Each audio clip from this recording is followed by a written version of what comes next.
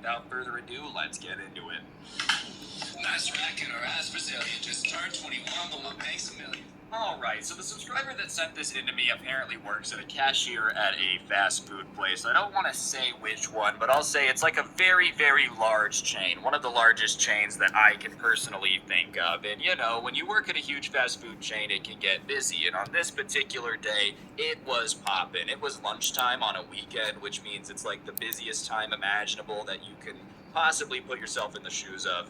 And obviously, when it's like a giant line of people that are hungry, they're not insanely nice. And so, whenever it gets very, very busy, the job can get a little bit stressful. It is just being a cashier at the end of the day, but like, no one likes to be yelled at by a bunch of people who really, really want their cheeseburger, you know? Anyways, this person gets to the front of the line and they're talking to the cashier, and she instantly starts off like being really pissed off. Why is it busy? And you know, there's really nothing that the cashier can do about it being busy, but she's insistent on like, I want an explanation for why the line was so long. So the subscriber's just trying to be nice about it, you know, they're like, well, during the lunch hour we can kind of get slammed and we've had some staffing issues because there's a worker shortage, so I'm sorry if the line's long, there's really nothing I can do about it, but I'm happy to take your order. And so right off the bat, this lady's just kind of like coming in with the wrong attitude, dude. The cashier has no control over how busy it is in a fast food restaurant, and like yelling at them for it isn't gonna do anything. So she starts listing off this order, and you know, she's like, I'll have a number 5, a number 7 with a Coke, a number 3 with a Sprite, oh, and then can I add my usual to that? And listen, when I say that this is like a major fast food chain, this is like a major fast food chain. The type of place that doesn't really have usuals, you know what I mean? Like, they don't have regular customers, they don't care, they don't pay attention to that. And so, obviously, whenever this kid hears the Karen being like, I'll have my usual, he has no idea what that is. He's never seen this lady before, he's never taken her order, or if he has taken her order before, he doesn't remember it now, like the usual. So he says, you know, I'm sorry ma'am, can you please tell me what your usual is? I don't know what that is. Like, whatever you order normally at a different location, I don't know. And, you know, she kind of is like, what do you mean you don't know my usual? So he kind of explains what I just did about how, like, well, you know, we have a lot of customers every day, so we really don't have the ability to, like, remember everyone's order. And she does not like that answer. She's like, oh, you're telling me that you guys have so many customers that you just don't care if you remember your regular customers' orders? Do you have any idea that it's regular customers that keep your guys' doors open and makes people come back? Like, you do realize without regular customers, you wouldn't even have a business. The fact that you don't know my usual is disgusting. How stupid are you? I come here all the time. You should know my order. You guys should have it written down. When I come in here, you guys should know I spend so much money here. And obviously, he's just kind of sitting there like, ma'am, I'm sorry, but that I don't know your usual, you know? Like, I don't really know what you want me to do. This anger you have at me for not knowing your specific order is a lot of anger. I don't know. And then she looks at him and she goes, the fact that you don't even care shows me that you shouldn't be cashier. Like, if you are gonna be cashier, you need to remember customers' usuals. And if you're not going to remember that, then you shouldn't even work here. You should be fired. I'm gonna get the manager out here and I'm gonna fire you. And at that point, he's like, all right, I've had enough. I've tried to be nice. I've tried to solve this problem calmly. At this point, I'm going to argue back. And so he just tells her, he's like, look, lady, I deal with probably 2,000 customers a day coming in here and ordering food. I do not remember anyone's orders the second they step away from the, like, kiosk thing, okay? Like, where they order with him. I don't know your usual. I don't know who you are. I have never, ever seen you before. I don't know what your usual is, and I'm not going to dedicate my life to suddenly remembering everyone's fast food order. I have school, I have another job, I do not have time to be remembering everyone's usual order. And at that point, it was probably embarrassment because everybody else that was in line behind her is like listening to this now and kind of laughing. And she's like, I need to speak to the manager. You think that you're going to be able to talk to me like that? Well, you've got another thing coming, so how about you go get your manager now, since you want to be a tough guy and tell me what you are and aren't going to do. You know the customer is always right. And so the worker's like, all right, whatever, I'll go get my manager. If I get in trouble at this point, I get in trouble. I'm not going to just like let someone scream at me and not do anything about it. So he goes and gets the manager and explains the situation.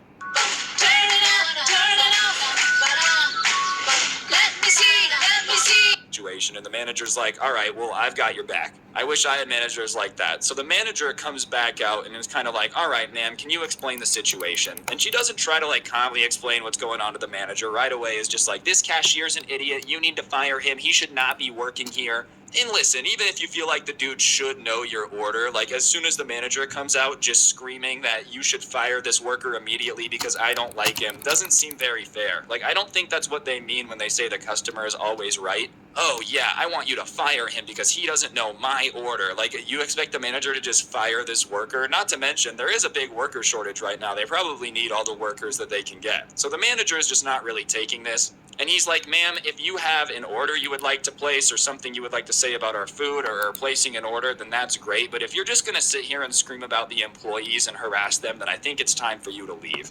And she's like, well, what do you mean it's time for me to leave? All because I want to order my food? Let me take my order then. If all you want is for me to spend money, then let me place my order. And he goes, all right, well, what's your order? What do you want? And she goes, all I want is my usual. And at that point, the manager looks at her and goes, ma'am, nobody here knows what your usual is. We have so many customers. We don't have that. Can you please tell me what your usual is? They're still trying to get her to just explain what it is. You know what I mean? Like, they're not telling her she has to leave. They're not going to serve her. They're like, look, we don't know what your usual is. We don't keep that stuff on file. Can you please tell us what it is? And instead of at that point realizing the situation and being like, oh, okay, I've got to tell them my order and then they'll get it, she just starts screaming at the manager that she knows that he knows her order and that he's lying right now to make her look dumb.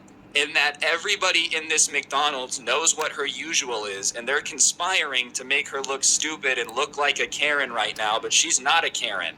And listen, man, I'm not saying you are or are not a Karen. All I'm gonna say is that it's really bizarre to be screaming at fast food staff for not knowing your usual, and then accusing a bunch of minimum wage workers to making up a conspiracy theory to purposely piss you off and pretend not to know your order. If you feel like you're a Karen because of that, that's kind of on you. It's not anyone's fault that you feel that way. Maybe it's because you're acting like a Karen. I'm just saying, if the boot fits.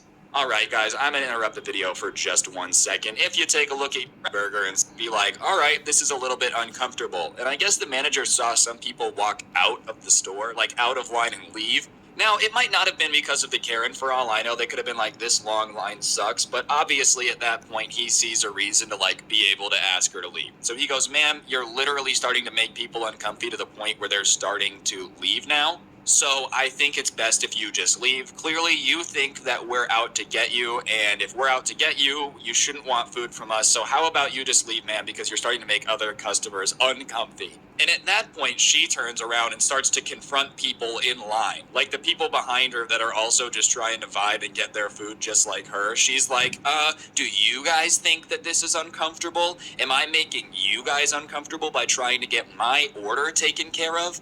My kids have soccer practice in an hour and I need to get them fed. So my apologies if I'm making you guys uncomfortable by trying to solve my problem with this stupid cashier. And you guys have no reason to feel weird. If you feel weird because of my problem, then that's on you. Like, you guys are idiots. And at that point, the manager again is like, you have to leave, dude. And listen, I understand what she's saying. People should mind their own business. Don't pay attention if it doesn't involve you. But at the same time, if you're screaming so loud that no one can ignore you, they have to pay attention.